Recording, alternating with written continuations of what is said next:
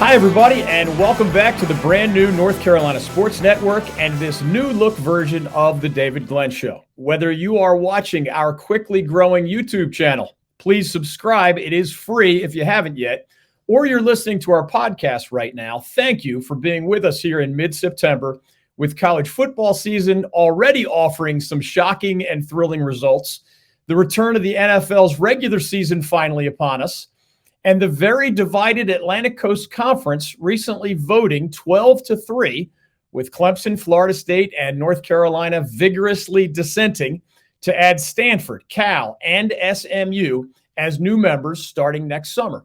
As always, we appreciate you spending some time with us this week here on our YouTube channel, the new podcast, and hopefully our new multi-purpose website, ncsportsnetwork.com, as well. We will get into many other topics of the week here in the North Carolina sports world and beyond a bit later, including a little NFL with the Panthers' brand new Frank Reich, Bryce Young combo era finally here, and a lot of college football with Florida State carrying the ACC flag impressively with a dominating Week 1 win over LSU.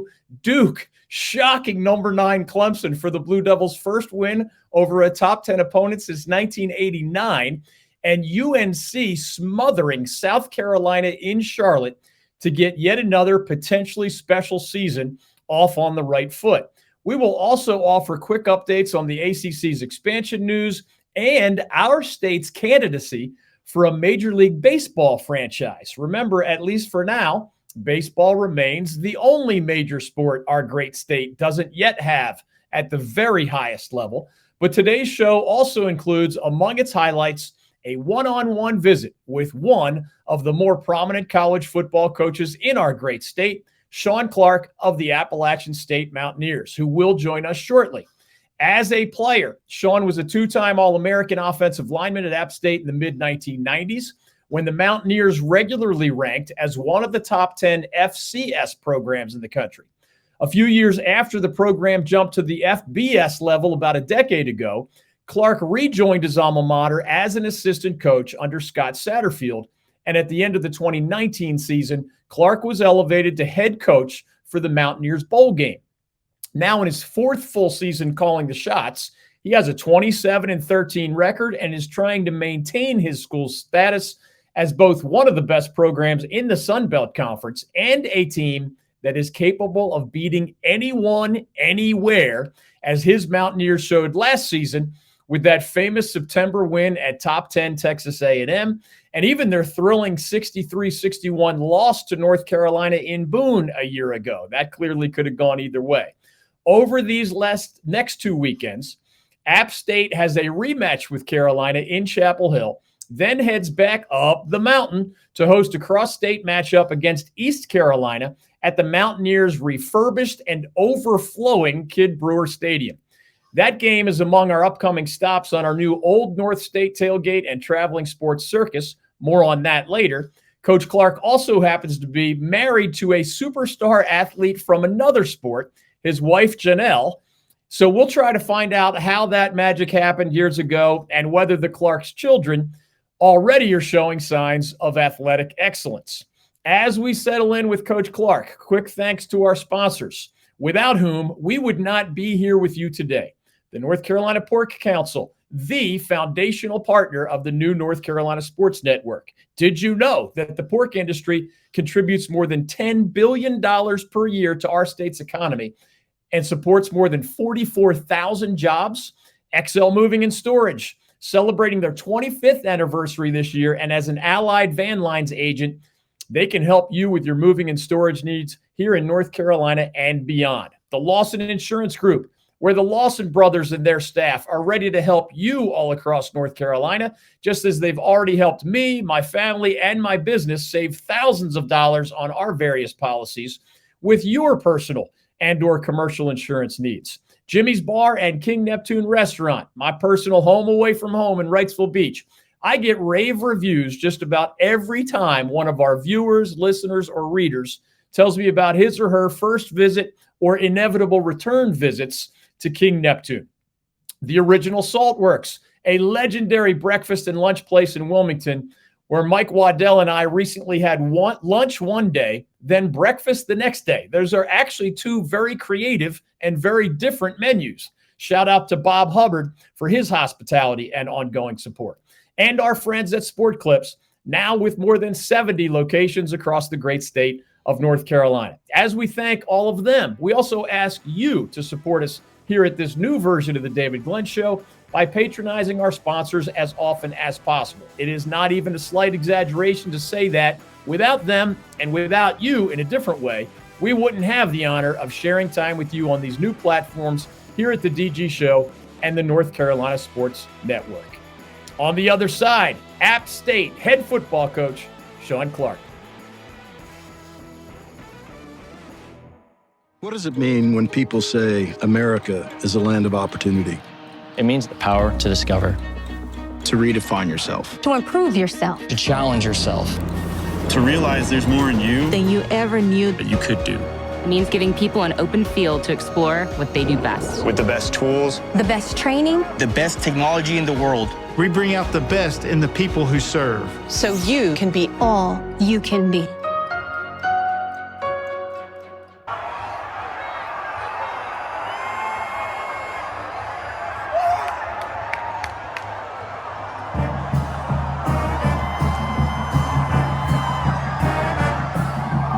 Good job.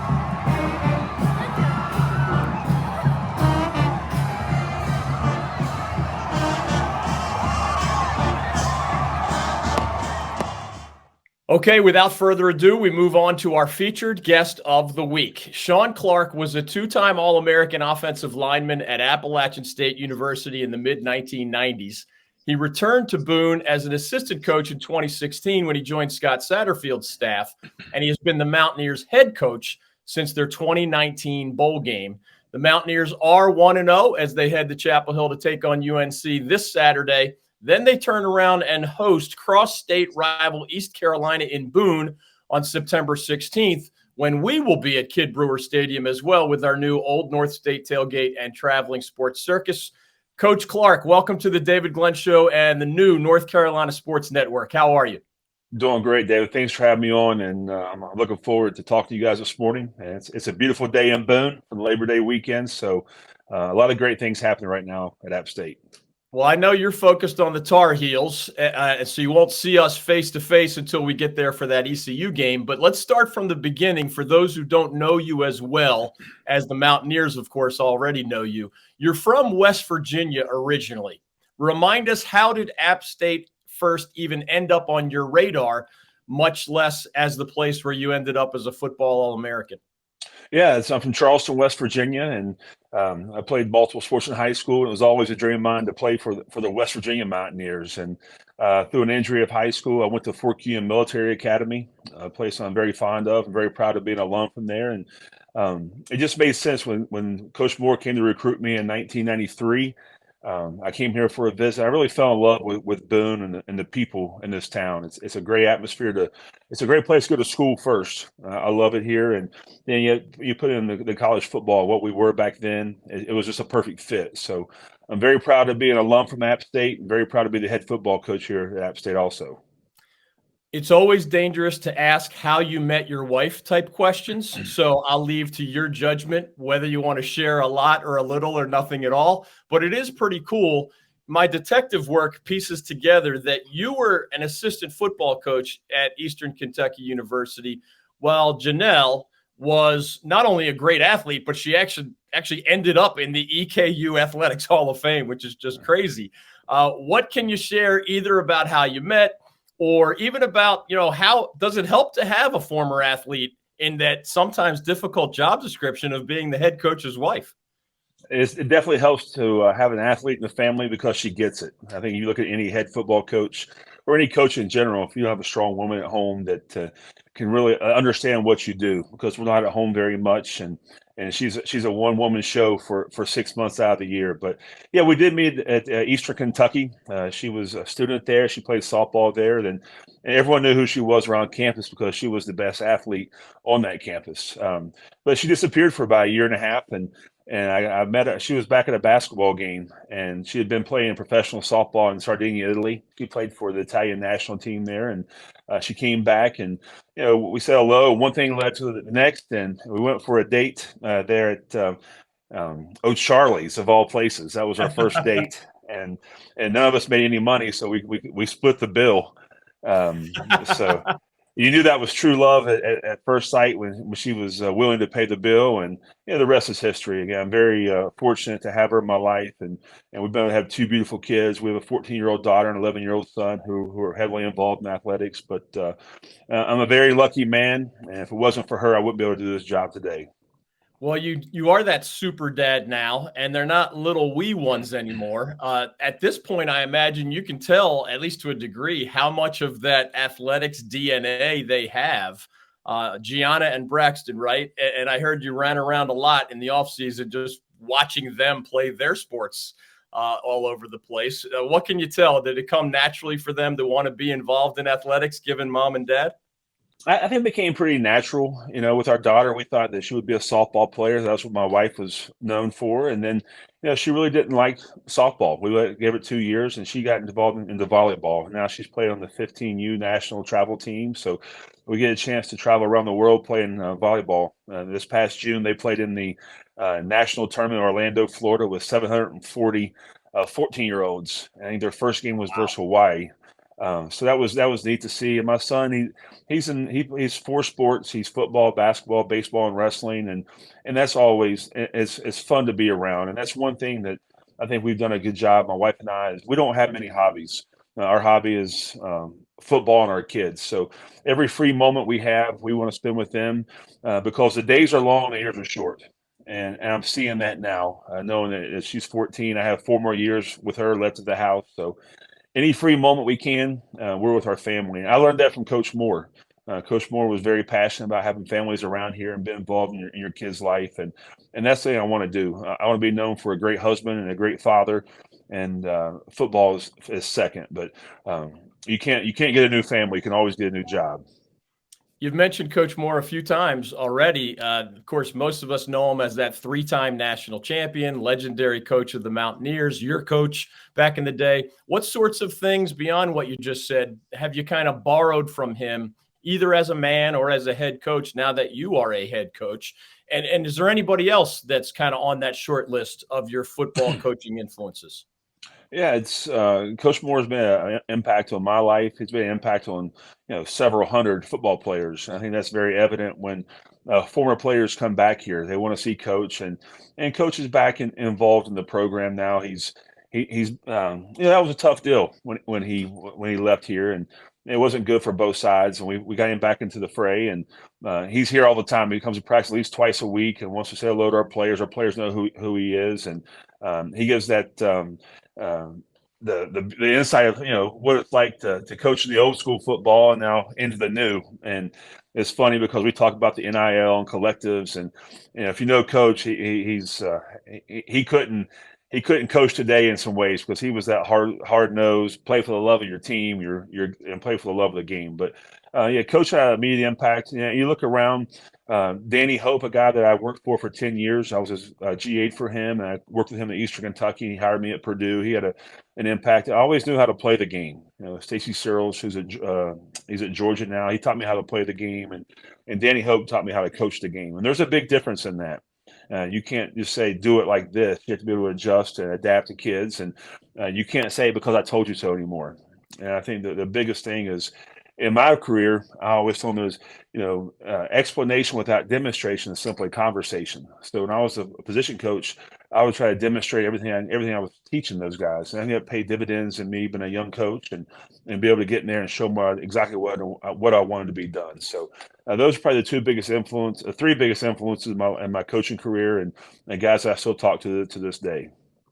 I think when I started covering college sports in the 1980s, Coach, the offensive linemen back then were telling me that they were the smartest guys on the team, the best looking guys on the team, the best dancers or the best this or that. I won't put you on the spot for any of that, but I will ask, when do you recall going from the mindset of I love playing this game to maybe in the back of your mind, I wonder if I would want to coach this game at some point, because that's a bridge that only a small percentage of former players end up crossing.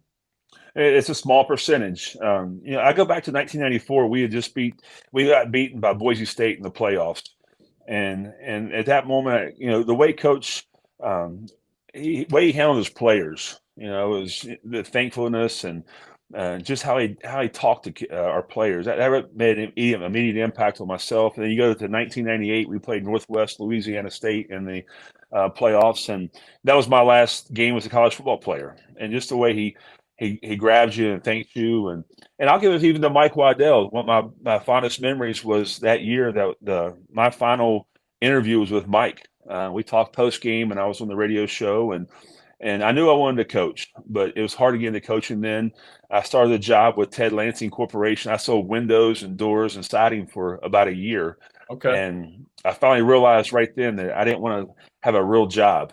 So I went into coaching, and I was fortunate enough to go to the University of Louisville, and Mike Kent, our former strength coach. I worked in the weight room for a year and got with John L. Smith and Jim McElwain. And those guys gave me an opportunity to coach. And there's not many people can say this, but I really don't go to work. This is something I enjoy, getting up every single morning and making an impact on young people's lives, and to make them be men. And our job, first and foremost, is to build men, and that's what we do in our program. Of course, we have to win football games. I understand that. We're going to be judged on wins and losses, but if I can look in the mirror and say, hey, I help grow men and make them productive citizens, then I've done my job as a head football coach. Shawn Clark is joining us here on the David Glenn Show and the North Carolina Sports Network. Coach, this is, I know, not on your radar as you're trying to beat the Tar Heels and the Pirates, et cetera, but I haven't ever gotten to ask you this question. I've covered the Mountaineers since even really a little bit before you were playing there, and I do remember it being, and quick side note, my daughter is a senior at App State as we speak, and thanks to your predecessors, I actually have an App State authentic football jersey with my last name, and I think you gave me number 8, so y'all have a special place in my heart.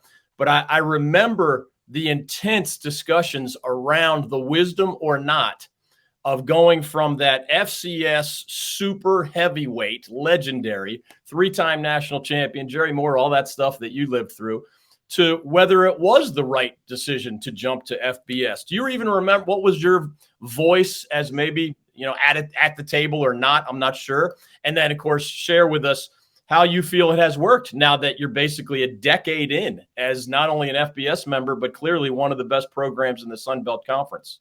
I can remember vividly. I was at Purdue at the time, and they were talking about going through the transition.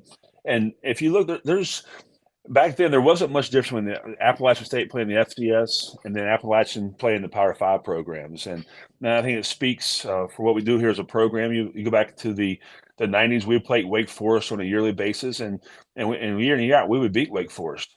And then we play Auburn tough there in the 90s, the late 90s down there. And you have somebody said the biggest win in college football history at Michigan. They went on a roll there for 3 national champions. There wasn't a doubt in my mind that we could play at this level. I think the biggest difference is that now that our athletic department is on board, and they're giving us everything we need to be successful. Doug and his staff are out fundraising to make sure we're competing at the highest level and give us the opportunity to be successful. And you just look at our stadium with the north end zone, and that's one of the most beautiful football complexes in all of college football. And then, right now our phase 2 is their indoor facility. It's going to be 120 yards long and have a practice facility outside of it. So things are trending in the right direction. I think it speaks volumes for what we do. We set an all-time single season attendance record last year here at the Rock, and we're on pace to set another record this year. We had 36,000 fans here.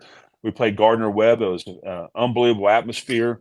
And that's what we have to do to be successful. You bring recruits on campus, they want to see you play in front of sold-out stadiums and play these big-time games. And, this is no different this week. We're traveling to North Carolina to play an in-state game, and then we bring back East Carolina here to the Rock in week 3, which will be, 40,000 plus here at the Kid Brewers. So a lot of great things are happening. We have to keep climbing. We have to keep raising money to be in the conversation one day if this thing gets realignment-wise. That's not a way above my pay level, but we don't position ourselves to be at the right spot at the right time, and we're doing that here at App State. For those who haven't done this yet, I mean, it's kind of old hat to people like you and me, but I love the almost the helicopter view, whether it's of Kid Brewer or your App State baseball complex.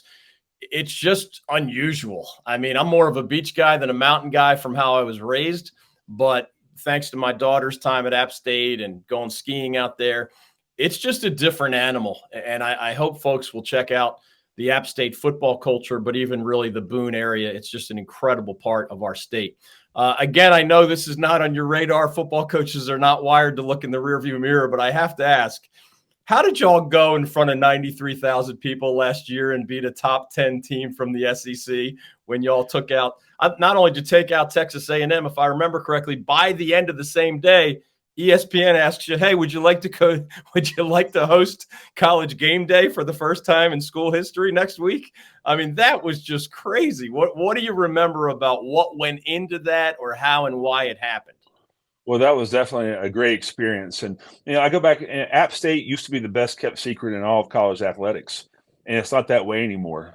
We're on TV week in and week out on ESPN and ESPN2, et cetera. But, that was a crazy week. We just came off a heartbreak loss to North Carolina, a game we scored 40 points in the fourth quarter and went for two there at the end to win the football game. We went, it was just a crazy week. Then you go to College Station. We left here that morning. It was 58 degrees here in Boone.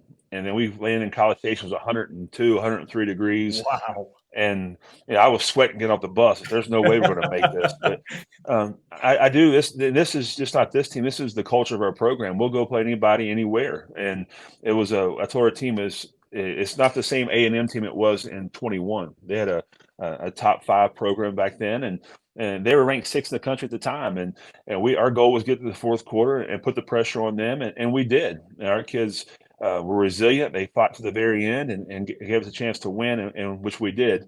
And that was a big victory for our program. And then, we're sitting there. We have our post-game interviews, and we get to the airport. Not many people know this. We had a flat tire on our airplane.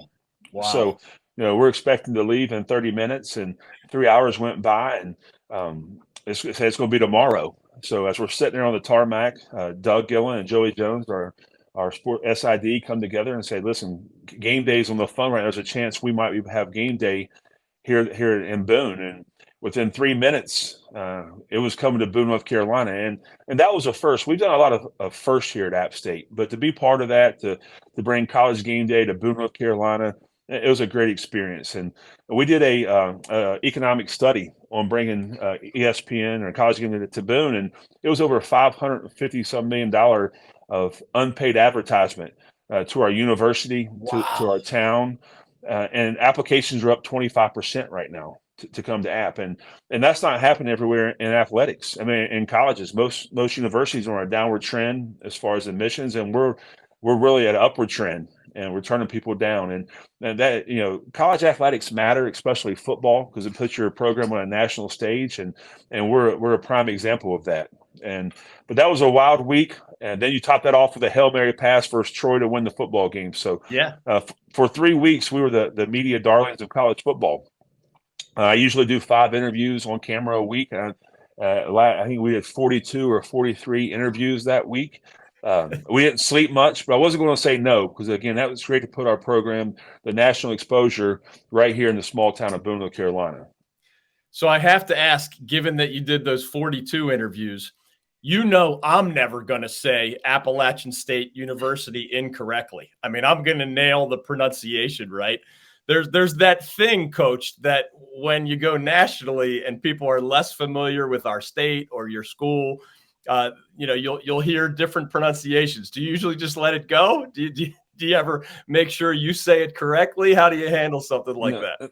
That's something I can't let go. It's either Appalachian or App State. It drives me crazy when they say Appalachian or Appy State. It's, right. And my friends back home, they're all Marshall fans or West Virginia. They do it on purpose to call it Appy State. It drives me crazy. So, no, I always correct them, because again, I want to put to make sure our name is pronounced correctly in the media. So part of that unforgettable stretch last season was that Carolina game you mentioned. You, of course, have the Tar Heels this week in Chapel Hill. Last time it was in Boone. By the way, quick piece of trivia. College Game Day has only been on North Carolina soil 8 times in more than 30 years of them traveling the country. And you last year and the Tar Heels last weekend over Gamecocks are the only 2 in-state teams that have ever won on a game day weekend hosted in our state. So congratulations to you and Mac Brown for kind of breaking our offer for quite a while. What do you remember most about that crazy game from last year that you already mentioned? Because, Coach, unless it's high school football, I don't think I've ever seen 40 points scored in a quarter at the college or pro level. And obviously you decided to go for the win. Didn't work out. But this is new teams, of course. But what do you remember most last year before I ask you about the matchup this year? It was just the flow of the game. We're up 21-7 in the first quarter, and things were rolling. And then the Drake May show came out, and no one really knew. Everyone knew it from high school when he was at Myers Park. There, he was a great player, but that game was really just coming out. I mean, he came out and he was throwing the ball, and no one gives enough credit. He's a lot faster than what you think. And he could hurt you with your arm and your feet. And then the fourth quarter, for sure, just the way the game went, we had a chance to win in the fourth quarter. And I wasn't going to go for the tie. I didn't want to play in overtime because, again, of how good Drake was. I thought our offense was moving the ball well. And I'm not going to second guess that because, hey, I'm going for the win. Yeah, I don't like ties or overtime. So that's probably I remember the most. And then after the game, I remember this vividly. My wife came down and gave me a hug and a kiss and say, we're going to be okay. And that was good to see at the end. But that was last year. We're moved on to this year, and they got their team is much improved. I think Coach Brown has done a great job of through the transfer portal and getting some older guys in his program. And you can see that this past Saturday night versus South Carolina. They're playing at a high level right now, and we have to play a perfect game to give our chance to win the fourth quarter. What did you learn about your team last week, since this was a maiden voyage with some key players at starting positions? Yeah, I think this game was about getting some immediate feedback, and that's hard to replicate now during fall camp. There's not 2-a-days anymore, and you can only tackle so many days, a lot of period of time, and we didn't tackle very well, and we got immediate impact on that. And you go there, and Ryan Berger gets out in I think it was the 4th series of the game. He's out of the game with a jammed finger, and but I think we learned that we have some quality backups as well. We've done it in the transfer portal. We had 35 guys we signed this past year, and 13 of those were from the transfer portal, and we were able to establish some depth. And I think we played 12 defensive linemen in that game. We played 7 linebackers, about 10 safeties, and secondary guys. So we were able to establish some depth, and that's what we're going to need to make a run at the Sun Belt Conference this season. Last thing for you, Coach. I know coaches are not wired to think about the ECU Pirates. I'm excited just because we're going to see you in person when you all host the Pirates after you play North Carolina. So rather than asking you about ECU specifically, let me bring you back to that Boone environment, that Kid Brewer environment, as we look forward to taking our tailgate tour right there next to Kid Brewer Stadium. I often remember seeing capacity listed as 30,000. And with all due respect to Gardner Webb that you just beat, you said 36,000. I don't know what the fire marshal has to say about that, but it just underlines the themes that you've been describing there and that I witnessed. I was there when the Miami Hurricanes visited Boone, which doesn't happen every day, right? So that was thrilling. As we thank you for your time and send you on to the rest of your day, what can you share about just that home environment, or even the nature of getting to host an in-state program like UNC last year, ECU this year, or those out-of-state prominent programs like that Miami Hurricanes example? Well, I go back and we did a study. We were 112% capacity last year in our stadium, and that we have Miller Hill, and we brought in additional stands there in the north end zone. That's roughly 3,500 fans there that can sit there. But that's just it's big time football. And I think the state of North Carolina has really improved with the high school level. I think we've gotten better coaches in our state. You can see that in the recruiting process. People are, the SEC's coming to our state right now. The ACC has had a strong footprint in North Carolina. And you look at it, there's 6 Division I schools in the state of North Carolina. and you can only sign so many. So Yeah. I think hats goes off to the quality of players we're getting in the state. But yeah, it's a great environment to play college football. And if you want to play big time, if you want to get a world-class degree and a chance to play for championships year in and year out, then App State's the place for you. If you're looking for the city life and the lights and the glamour, hey, this is not the place for you here. But we can get you to the next level. We had 19 players that were on NFL roster throughout training camp. I think we have a 13 that's made it to the active roster. So a lot of great things are happening right now, and we're very proud to be a part of this. And David, we're very proud to be on your show. Anytime we get on your show and talk to you and Mike, it's great. And just thank you again for having us on. Well, that's nice of you to say, Coach, and right back at you. I've personally lived the App State experience just as a media member for a long time, but you can't give a much bigger compliment than sending your only daughter to App State for 4 years, right? I had this list of reasons I loved App State prior to her wanting to go there, and then I learned about your amazing music school, and there's probably 10 other things that I was even unaware of. But she has absolutely loved her 4 years there. She has screamed for you and your guys at Kid Brewer Stadium. So I'm actually looking forward to seeing you, your team, your Kid Brewer environment, and my daughter in a couple of weeks. So thanks for doing this. It's great to have your first visit with us here on the new North Carolina Sports Network. Good luck against the Tar Heels, and we'll see you in a couple of weeks.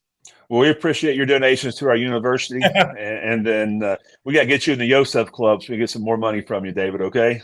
That's a deal. I'll have my daughter contributing as soon as she is a compensated professional, and it's on me to start the ball rolling in that regard. That is a very fair request from a man who was happy to take us up on our request. Coach, thanks for squeezing us in this morning, and good luck the rest of the way.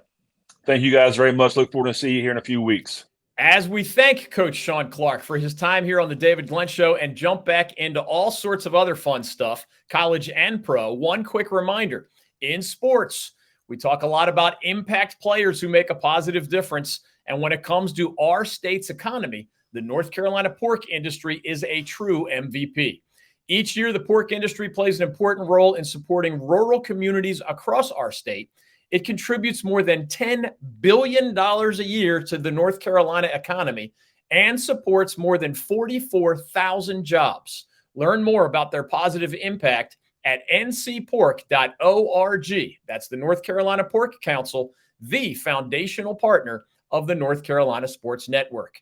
Okay, on to the NFL, which is just about here, and college football, which is really off and running, especially in this neighborhood. In the NFL, the preseason favorites include the Chiefs, Bengals, Bills, Jaguars, and Ravens in the seemingly loaded AFC, and the Eagles, 49ers, Cowboys, and others in the possibly more manageable NFC, which, of course, also includes your Carolina Panthers.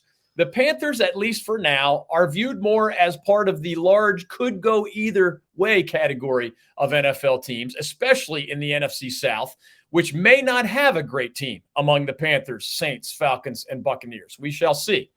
What's exciting is that the Panthers have a new head coach, Frank Reich, who was part of a Super Bowl champion 6 years ago with my old Philadelphia Eagles, and then had 3 winning seasons and 2 playoff trips in his 5 years as the head coach of the Indianapolis Colts. I am not sure Reich has enough talent on this Carolina team to mold a great offense, but it should be more fun than the mostly miserable 3-year Matt Rule era, which extended the Panthers' playoff drought under owner David Tepper to 5 consecutive seasons. What's also exciting is that the Panthers have a new quarterback, of course, after trading wide receiver DJ Moore and multiple draft picks to the Chicago Bears to move up to get that number 1 overall pick earlier this year, which, of course, they used to take Bryce Young, who won a Heisman Trophy in 2021 and started for the last 2 seasons under legendary coach Nick Saban with the Alabama Crimson Tide. Young was actually the backup to Mac Jones on the Tide's 2020 national title team. In the preseason, under some difficult circumstances, including very vanilla game plans, Young did not put up huge numbers, but he did show confidence, poise, and an understanding of the playbook that impressed the coaching staff and his veteran teammates. Will 33-year-old Adam Thielen and the rest of the Panthers receiving corps be enough this season? Will the offensive line be able to minimize the ridiculous number of miscues we saw from that unit in the preseason? Those answers obviously will impact Young's rookie season in really big ways. Defensively, thanks to guys like Brian Burns on the edge and Shaq Thompson at linebacker, the Panthers actually could be pretty good on that side of the ball, especially in the NFC South this season. Pretty good, maybe enough on some Sundays.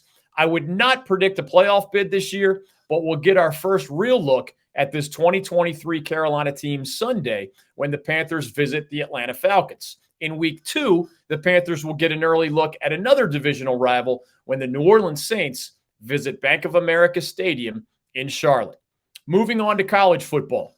Week 1, there were plenty of deserving accolades nationally, including new Colorado coach Deion Sanders leading the Buffaloes to a surprising 45-42 victory at number 17 Texas Christian. But closer to home, there were plenty of outstanding candidates for Olympic-style medal honors as well. So here goes. Week 1, State of North Carolina gold medal. Got to be, right? Duke's 28-7 victory over number 9 Clemson. This is one of the greatest wins in modern Duke football history, period. No exaggeration. And we at the new North Carolina Sports Network were there to see it. Shout out to my colleague Mike Waddell of our staff for their great coverage from Wallace Wade Stadium of that amazing game. Prior to Monday night, meaning this past Monday night, the Blue Devils' most recent win over a top 10 opponent had come way back in 1989 when legendary coach Steve Spurrier, who fittingly enough was honored along with his 89 team at Wallace Wade Stadium on Monday night. Spurrier was in his final season leading the Blue Devils back then. Remember, 89 is also the last time the Devils won the ACC football championship. They actually shared that title that year by finishing in a first-place tie in the conference standings with UVA. That was just a few years before the juggernaut Florida State joined the ACC, and long before, remember, college football leagues started playing those conference title games in early December the way they do now. Hence, the shared ACC championship between the Devils and the Wahoos way back in 1989. That's 34 years ago. I don't know anyone who predicted a Duke win against this Clemson team, much less a Duke win by 3 touchdowns. But the how they did it aspect of this game ultimately boiled down to exactly what Chris Edwards of our staff and I discussed on our weekly Old North State Tailgate podcast, which I hope you will consider making a part of your weekly routine, whether you like the video or the audio version, every Saturday morning during college football season. We put a lot of work into that. A lot of people do. And in this case, it might have helped you foresee a different kind of football game. The one clear-cut advantage the Blue Devils had, as we discussed last Saturday, going into Labor Day night, was the confidence, the poise, the predictability, and the experience of the Duke proven star quarterback Riley Leonard, who threw the ball well enough against a star-studded Clemson defense and ran it extremely well, actually leading the Devils with 98 rushing yards from the quarterback position, including an unforgettable 44-yard ballerina-style touchdown run while showing amazing balance under pressure from multiple Clemson defenders all the way down the Wallace Wade sideline. As Chris and I discussed that Saturday morning a week ago, Clemson quarterback Cade Klubnik definitely has talent. He was a prep All-American, and he was last year's ACC championship game MVP. Off the bench in that case during the Tigers' dominating win over UNC in Charlotte last December. But there was no way of knowing how Klubnik, in just his second career start, remember, would react on the road in front of a Labor Day night national TV audience against a Duke game that won 9 games last year and in front of a crowd and opposing players that grew gradually excited as the game lingered as a close one late into the second quarter and even beyond halftime. If Klubnik encountered significant adversity against the Blue Devils, as we discussed, there was way more unpredictability than you had on the Duke side if Riley Leonard had run into some freight trains. Sure enough, and this is a credit to Duke head coach Mike Elko, guy's a longtime defensive coordinator and a universally respected defensive guru. It's also a tribute to his defensive players, obviously. When the Blue Devils showed they were going to be at least competitive with the Tigers' high-level athleticism, and when the Devils' defensive game plan frustrated the Tigers early, Klubnik slowly but surely lost confidence and obviously put massive pressure on himself, just as we discussed last Saturday. And the Tigers ultimately fell apart completely on the offensive side of the ball. Klubnik repeatedly threw into coverage. He botched several very basic exchanges and handoffs with his running backs. He slid too early and perhaps forgot how the refs mark the ball on quarterback slides on a crucial fourth down play that resulted in a Clemson turnover on downs. And he just generally looked out of sorts, especially when the Tigers entered the red zone. In the end, Clemson had many more first downs than Duke, more total yards than Duke, and far more time of possession than Duke. But the Tigers' many offensive miscues and red zone meltdowns were products of both a smart and effective Blue Devils defense and a Clemson offensive unit whose gradually building anxieties and poor judgments ultimately reflected those of their young and inexperienced QB. When Duke beat a top 10 Clemson team way back in 1989, it happened in large part because of the offensive genius of Coach Steve Spurrier and his players' ability to execute that game plan. When Duke beat a different top 10 Clemson team, fast forward all the way to 2023, the Blue Devils did so primarily because of the defensive genius of second-year coach Mike Elko and his players' ability to execute that brilliant plan with the help of a wild and screaming home crowd against the very talented but clearly nervous and ultimately vulnerable Clemson Tigers. Week 1, State of North Carolina, silver medal coming out of last weekend. UNC's 31-17 victory over South Carolina at the Duke's Mayo Classic in Charlotte. We were there with our Old North State tailgate and traveling sports circus to see this one as well. Special thanks to those of you who stopped by our tents and our games at FanFest. We were right there near the main stage, immediately next to Bank of America Stadium. We had a blast. We hope you did too. On the field, one game does not make a season. We all know that. But to get where they want to go this season, the Tar Heels had to beat the Gamecocks. And they did so in the end convincingly, dominating the line of scrimmage defensively, and I would argue also controlling it offensively, a combination you do not see often from most ACC teams when they play most SEC teams. To get where they want to go this season, UNC also had to show dramatic improvement on defense, where the Heels were mostly horrible a year ago during their 9-5 campaign. They clearly accomplished that goal too, sacking star Gamecocks quarterback Spencer Rattler 9 times. Carolina's most sacks in a single game since the year 2000. Defensive ends Kamen Rucker and Amari Gaynor. The latter is a Florida State transfer and a pass rushing specialist, among others, harassed Rattler all night long. Linebackers Cedric Ray and Power Eccles helped limit the Gamecocks to, wait till you hear this, -2 rushing yards on 31 attempts, although you have to remember how they calculate that at the college level. But also transfer cornerback Elijah Huzzy. Guy was an FCS All-American last year at East Tennessee State. He has added clearly some stability to a Carolina secondary that badly needed it and likely will need much more of it later this season, thanks to some injuries and attrition on the back end, including a season-ending lower body injury to starting safety DeAndre Boykins that was announced just before the kickoff against the Gamecocks in Charlotte. Offensively, the Tar Heels were not great, but they won by 2 touchdowns anyway, and that's a really good sign. Star quarterback Drake May threw for 269 yards and 2 touchdowns, but also had 2 uncharacteristic interceptions. Veteran running back British Brooks got the start in a crowded backfield and ran for a game-high 103 yards on 15 attempts. Although despite its impressive depth at this position, it's not clear if Carolina has a true star at running back this season. Elsewhere, with Josh Downs and Antoine Green now in the NFL, Kent State transfer Tez Walker still sidelined by NCAA eligibility complications, and Georgia Tech transfer Nate McCollum unavailable because of a lower body injury. UNC's wide receiver core looked only okay against the Gamecocks, with maybe as many drops as they had big plays, although Kobe Paysor stood out with 7 catches for 66 yards, including a 34-yard touchdown reception.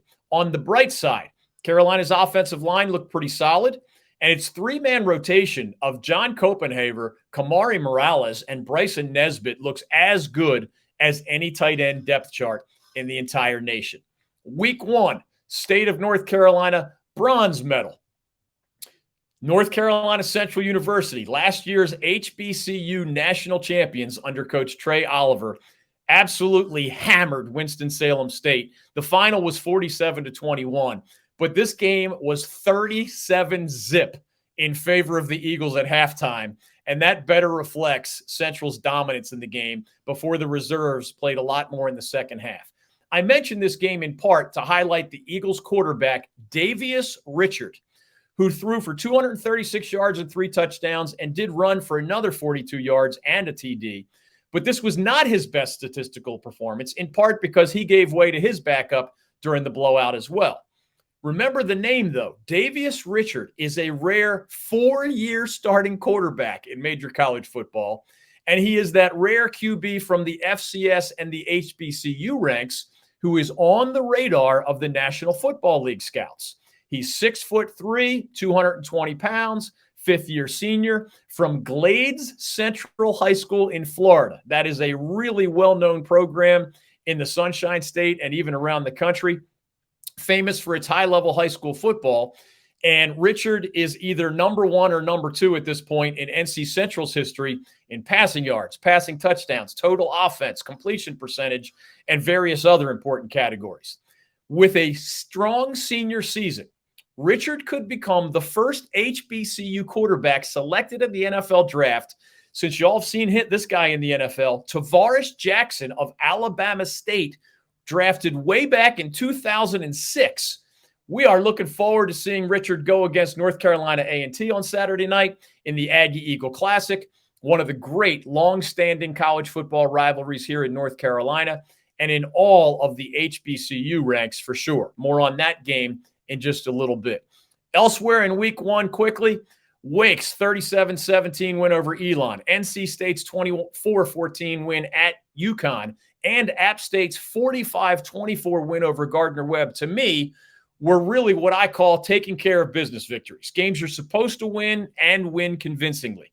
It actually took the Mountaineers a long time to get control of that Gardner-Webb game, but after an injury to the App quarterback starter, Ryan Berger, young guy, backup Joey Aguilar, a junior college transfer from California who enrolled at App State back in January, got the job done in impressive fashion with 4 touchdowns, I think all of those in the second half. The best news for Wake Forest and NC State was that their defenses mostly controlled their games and sometimes dominated those games against Elon and UConn, respectively. Moving forward, the greatest room for growth for both Wake and State is offensively. New Wake quarterback Mitch Griffiths, he's the successor to Sam Hartman, now at Notre Dame, did some good things against Elon, but also threw a pick 6, held the ball too long on some sacks, and the Demon Deacons, beyond that, did not look great running the ball, which Coach Dave Clawson had said was a big priority heading into this year. Meanwhile, new NC State quarterback Brennan Armstrong won the UConn game with his legs, rushing for almost 100 yards and scoring 2 touchdowns on the ground. But the Wolfpack needs a stronger running game from its line and its tailbacks, and Armstrong needs to continue to develop chemistry with his new group of wide receivers, among whom Kevin Concepcion, a true freshman from Chambers High School in Charlotte, who enrolled at State early back in January of this year, looks especially promising. In other notable week 1 games, and then we'll look forward, ECU was expected to get crushed at Michigan, and that's exactly what happened to the Pirates, 30-3. Western Carolina was supposed to get crushed at Arkansas, and that's exactly what happened to the Catamounts, 56-13. We'll learn a lot more about ECU and Western and most of these other in-state teams in the weeks to come when they're back fighting in their own weight class, so to speak. Looking slightly ahead to week 2 in college football. In my eyes, there's only one can't-miss game nationally this week, and that is number 11 Texas visiting number 4 Alabama in the Saturday night ESPN game. After that, maybe you would say number 23 Texas A&M visiting Miami of the ACC for a 3:30 game on ABC is worth a look. Otherwise, for the second week in a row, and I don't think I'm being a homer here, I would argue that our state again includes some of college football's most compelling matchups. I will briefly mention what I call 3 to see, and I hope you'll follow my lead when it comes time to tune in or attend these games. Number 1, Notre Dame is number 10 in the national rankings, and the Irish have already played 2 games, winning both of them convincingly. The Irish are visiting 1-0 NC State. That's noon, Saturday, ABC. The last I saw, the Irish were 7 to 8 point favorites in this game. The Irish and the Wolfpack have played only 3 previous games on the gridiron. 1 in a bowl game, 1 in Raleigh, and 1 in South Bend, and all of them were actually memorable, at least to me. The winningest Wolfpack football team ever, the 2002 group, coached by Chuck Amato, led on the field by superstar quarterback Phillip Rivers. They dominated the Irish 28-6 in the Gator Bowl that year, putting the finishing touches on an 11-3 season that remains to this day the only season of 10 or more wins in Wolfpack football history. More recently, the Irish traveled here to Raleigh in 2016, and I was there with a previous version of my tailgate tour. I will never forget it. It was in the midst of Hurricane Matthew, which dumped about 8 inches of rain on the triangle in a very short period. I actually had to send my entire staff at the time, including Carolina Hurricanes Storm Squad members. I had to send them home early from our extremely windy and ridiculously rainy pregame festivities. And the not exactly football game that was played on a saturated field wasn't very pretty either, with a fourth quarter blocked punt return by safety Dexter Wright, the only touchdown of the entire game, in a truly ugly and wet 10-3 Wolfpack victory. The Irish did get revenge on the Pack the next year in South Bend. In a battle of nationally ranked teams that year, the number 9 Irish pounded the number 14 Pack 35-14.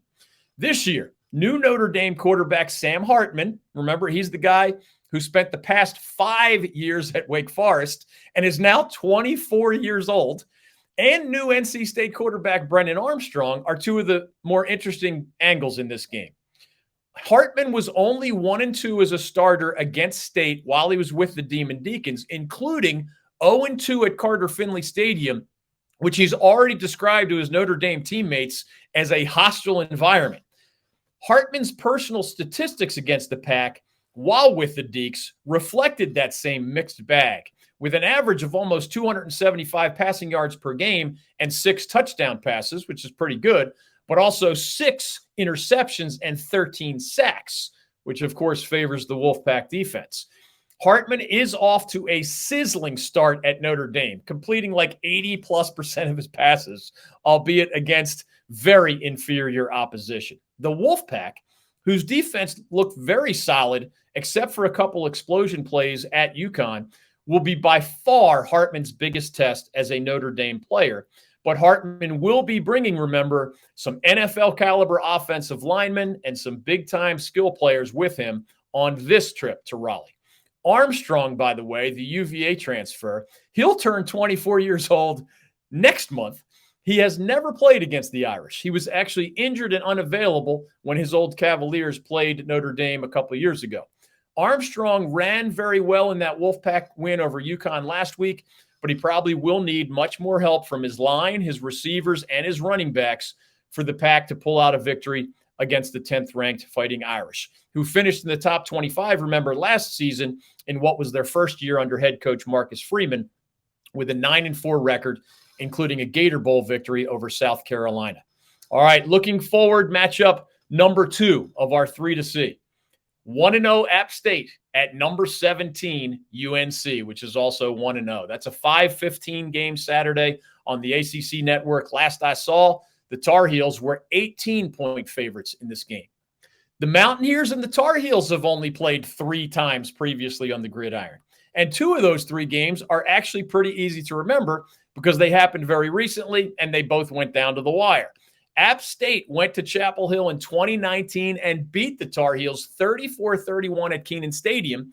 Then Carolina got revenge last year at Kid Brewer Stadium in Boone with that crazy 63-61 victory, during which the Mountaineers, remember, scored 40 points, as Coach Clark remembered, just in the fourth quarter. The only other time those two schools have played each other in football, no apologies needed if you don't remember, was in 1940 during World War II. That was a 56-6 victory for the Tar Heels in Chapel Hill. This year's matchup actually concludes a 3-game contract that the two schools signed back in 2017. Usually those 3-game deals are 2 for the bigger quote-unquote school, 1 for the smaller. So this is the last of those 3 contractual matchups. I hope they get back together down the road on the gridiron. While it is true that Power 5 teams are supposed to beat Group of 5 opponents, generally speaking, it is also true, wait till you hear this one, that App State's last 7 games against Power 5 opponents all were decided by 7 points or fewer. So it's not just the Tar Heels who have had their hands full with the Mountaineers. Remember, App State went to Texas A&M last September and beat Jimbo Fisher and the Aggies on their home field. Obviously, the Mountaineers would love to do the same against the Tar Heels on Saturday night, although I think their job will be even more difficult this time. Here's my bottom line for that matchup number 2 of our 3 to see in college football this weekend. UNC should win this game convincingly for reasons actually related to both teams. App State lost a majority of its production from last season. Some of those guys are in the NFL right now. The Mountaineers are also playing with that backup quarterback and 2 new offensive tackles, and they struggled for quite a while against FCS opponent Gardner-Webb for the majority of that game last week before winning. UNC has maybe its best NFL quarterback prospect ever in Drake May, a seemingly solid line, enough weapons around him, and perhaps most importantly, in stark contrast to that craziness of last season, a defense that looked great against South Carolina. With veteran ends Kamen Rucker and Amari Gaynor, veteran linebackers Cedric Ray and Power Eccles, and that new cornerback I mentioned, Eliza Huzzy, leading the way. If Carolina's defensive front especially can set the tone against App State and those 2 new offensive tackles the way the Heels did against South Carolina last week, this game will not be as close as the last 2 seesaw-style meetings between the Mountaineers and the Tar Heels. 3 to see, number 3 for the upcoming weekend of college football.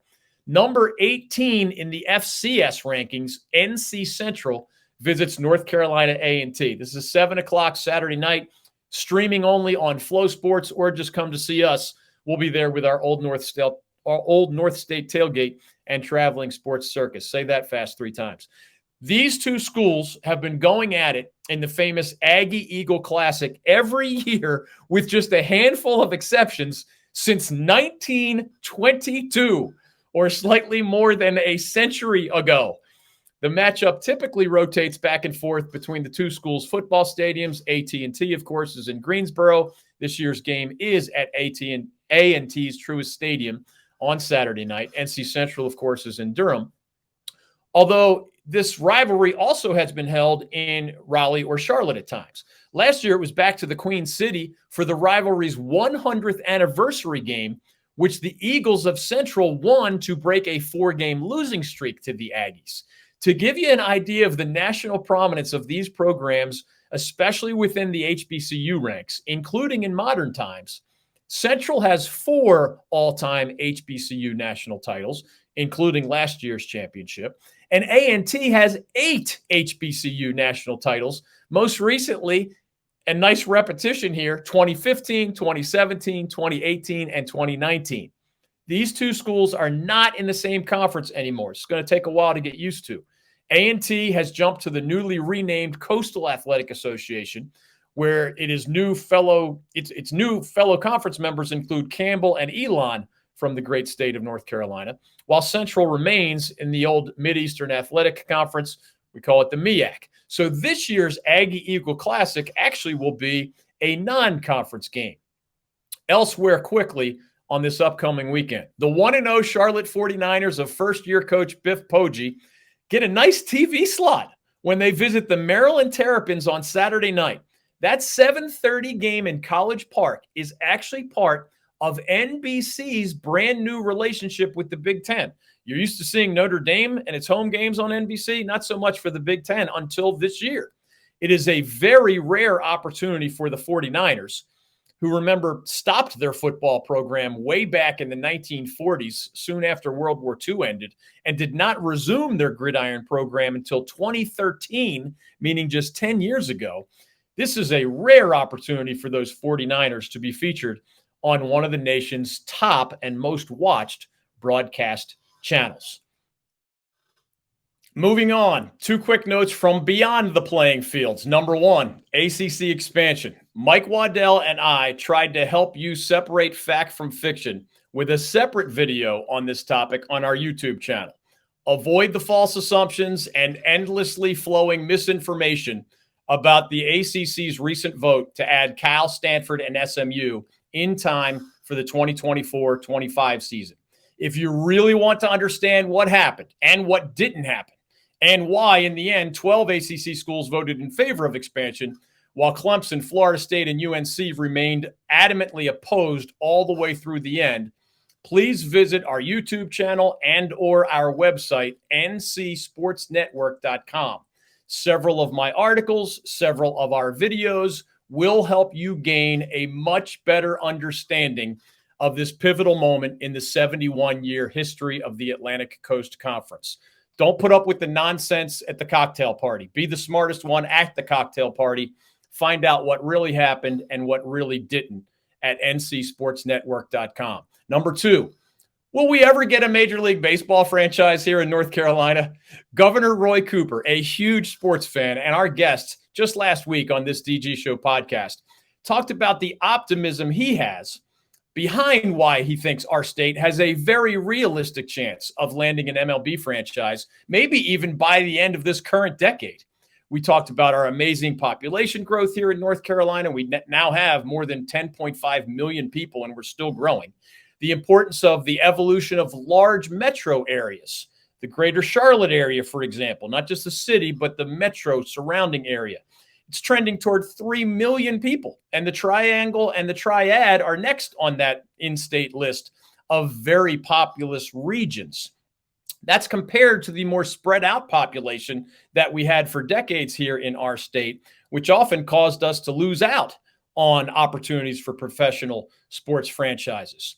We also know that baseball, other, in air quotes, types of baseball here in North Carolina are very popular, including college baseball. Plus, the Charlotte Knights and the Durham Bulls are two of the top AAA franchises in all of minor league baseball. The Knights are actually often finishing among the leaders in national attendance among all minor league franchises at all levels, 7,000 plus in recent years for the Knights at that new stadium in Charlotte. And perhaps most importantly, the governor and I also referenced the one and only one extremely important factor that we may be missing. As remember, MLB officials, as we speak, have already announced their intention to expand to 32 franchises soon. And some other American cities are already putting on a full court press in an organized fashion. With these upcoming decisions in mind, our state needs to close that missing link to make it a more realistic possibility that we will land one of these expansion franchises. Of course, again, to see that longer story, that full interview with Governor Cooper, but also my more recently updated article that includes some of his quotes, but a lot of more of a deep dive of this information that I'm referring to, visit our website again. That's the Grand Central Station for everything. Our podcast, our YouTube channel, my articles, social media, and everything else, ncsportsnetwork.com. We will get into far more than we were able to get into with Governor Cooper last week. As we come down the stretch on today's program, two quick reminders. Number one, our brand new Old North State Tailgate and Traveling Sports Circus already has traveled far and wide to 3 of our 18 stops. First in Cary, then in Wrightsville Beach, most recently in Charlotte, where last Saturday we hosted hundreds of folks under our North Carolina Sports Network tents at the huge Fan Fest event just outside Bank of America Stadium before UNC beat South Carolina in the Duke's Mayo Classic. We were set up right there next to the main stage at Fan Fest. We handed out a lot of cool prizes from our friends at the North Carolina Pork Council. We played Jenga. Mike Waddell is an expert at that, so be careful if you venture into that contest. All sorts of other games. I was throwing a lot of footballs to help others win prizes. We're next headed to the Aggie Eagle Classic that I mentioned earlier. We are celebrating that great rivalry, one of the nation's legendary HBCU rivalries. So please come see us at our setup near the Gold Lot at Truist Stadium there in Greensboro. Next, on September 16th, we'll be a part of East Carolina's trip up the mountain to visit Shawn Clark and App State, where I get the added bonus beyond the football festivities of seeing my daughter Avery, who's a senior at App this year, and my colleague Mike Waddell gets to revisit one of his professional stomping grounds as well. For more details on those tour stops and the rest of our 2023 upcoming schedule, which literally is taking us to the beach and the mountains and most other places you'd like to visit in between, please follow us on Twitter. The tailgate tour is at ONS Tailgate. That's for the Old North State Tailgate. You could also visit the website, again, ncsportsnetwork.com. Reminder, too, our featured guest this fall also will include legendary Hall of Fame coach Roy Williams, former Carolina Panthers stars Julius Peppers and Jake Delhomme, Carolina Hurricanes owner Tom Dundon, East Carolina football coach Mike Houston, Duke basketball coach John Shire, Carolina coach Hubert Davis, State coach Kevin Keats, Wake coach Steve Forbes, and many other sports legends, sports figures, and sports fans connected to the great state of North Carolina in one way or another. We also encourage you to check out our new YouTube channel for our recent interviews with Clemson football coach Dabo Swinney, legendary Duke coach Mike Krzyzewski, Carolina Hurricanes coach Rod Brindamore, North Carolina Governor Roy Cooper, National Sportscaster of the Year Ian Eagle, NC State legend Chris Corchiani, Mike Elko of Duke, Dave Clawson of Wake, Dave Doran of State, Cedric Gray of the Tar Heels, Riley Leonard, the star from Monday night of the Duke Blue Devils. Also check out our throwback or classic interviews, as they're labeled, with former President Barack Obama, best-selling author John Grisham, former ACC commissioners John Swafford and the late Gene Corrigan, tennis legend Chrissy Everett, women's national team soccer star Megan Rapinoe, legendary college football coaches including Steve Spurrier and Lou Holtz, UNC golf legend Davis Love III, Wake Forest golf legend Webb Simpson, and many, many others. Last things, please subscribe to our official YouTube channel, Instagram, and Twitter accounts. Remember, our social media handle is at the NC Sportsnet, at the NC Sportsnet. Again, online, we're ncsportsnetwork.com.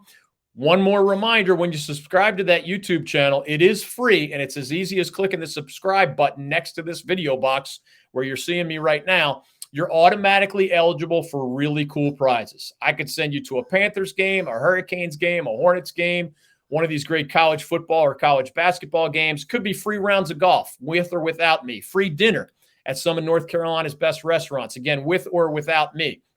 We will be randomly drawing new winners at 750 and 1,000 subscribers. Both of those thresholds are right around the corner, so please subscribe today if you haven't done so already. Remember, whether you're subscriber number 1 or subscriber 999, you remain eligible for all of the prizes we're about to give out and those later in the coming weeks and months. Okay, that'll do it for today's edition of the program. The David Glenn Show is an exclusive production of the North Carolina Sports Network.